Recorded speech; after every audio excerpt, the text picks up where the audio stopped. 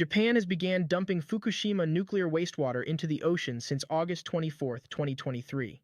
It's estimated that about 1.34 million tons of wastewater will be discharged, equivalent to the volume of approximately 500 Olympic-sized swimming pools, and this discharge is expected to continue for around 30 years. This marks the first large-scale discharge of nuclear wastewater in human history and has sparked significant controversy. We have a series of questions about this situation. Why is the international community allowing Japan to dump nuclear wastewater into the ocean? How did the International Atomic Energy Agency, IAEA, assess and control the nuclear wastewater discharge event? Are there other alternatives besides ocean dumping?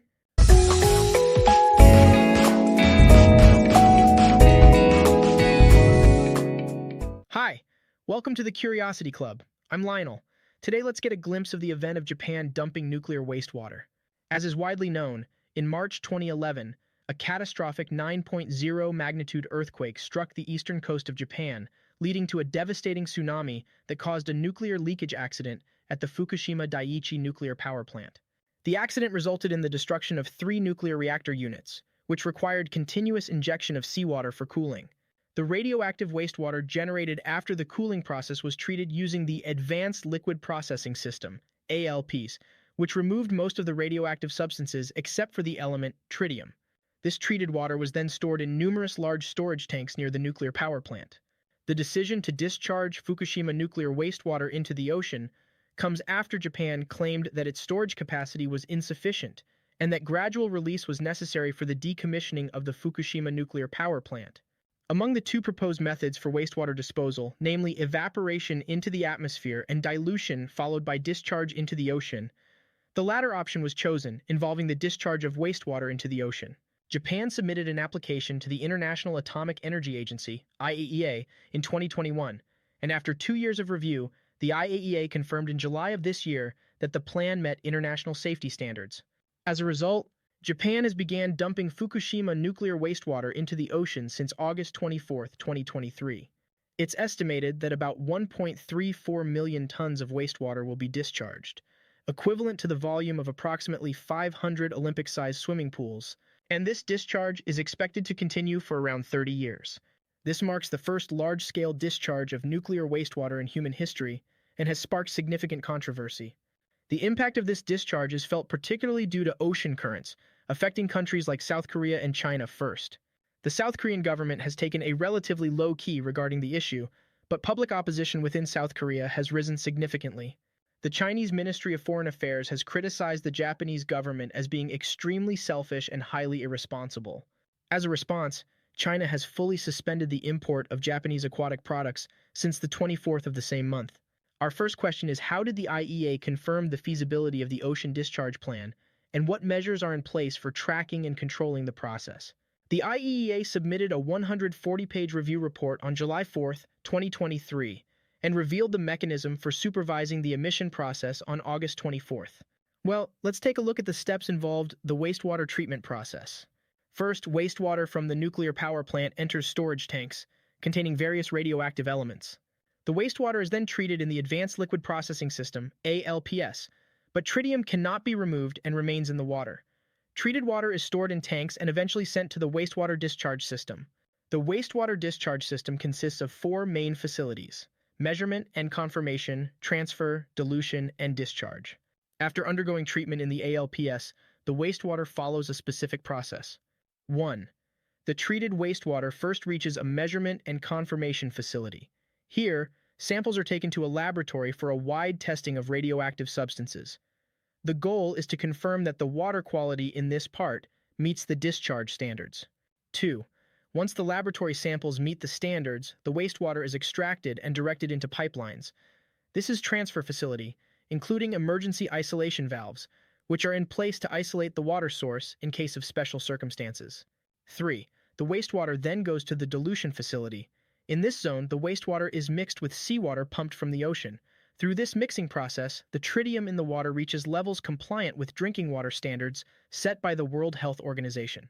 4. Finally, the wastewater is discharged into the ocean through discharge facilities, primarily a 1-kilometer-long pipeline.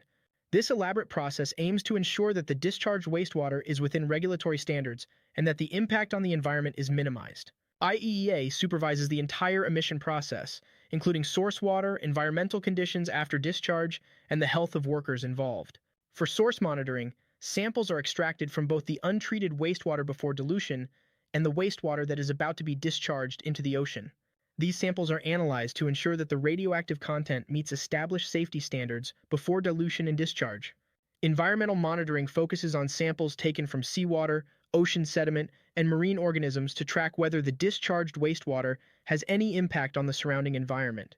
Occupational radiation protection is designed to assess radiation doses to workers arising from exposure due to external sources of radiation and from exposure due to intakes of radionuclides. In its report, the IAEA has used the term negligible to conclude that the impact of the Japanese nuclear wastewater discharge on humans and the environment will be insignificant. The IAEA will maintain a continuous presence in Fukushima to ensure that the wastewater discharge remains in line with the expected standards. Additionally, the IAEA will provide daily updates on real-time monitoring data related to the wastewater discharge. Those who express support for or ambiguity regarding Japan's nuclear wastewater discharge generally rely on the endorsement of the review report issued by the United Nations International Atomic Energy Agency. It's worth noting that some discussions, given the data from Japan government, have pointed out that nuclear power plants around the world need to discharge wastewater, and the tritium content in the wastewater discharged by China and South Korea's nuclear power plants may even exceed that of Japan's current discharge.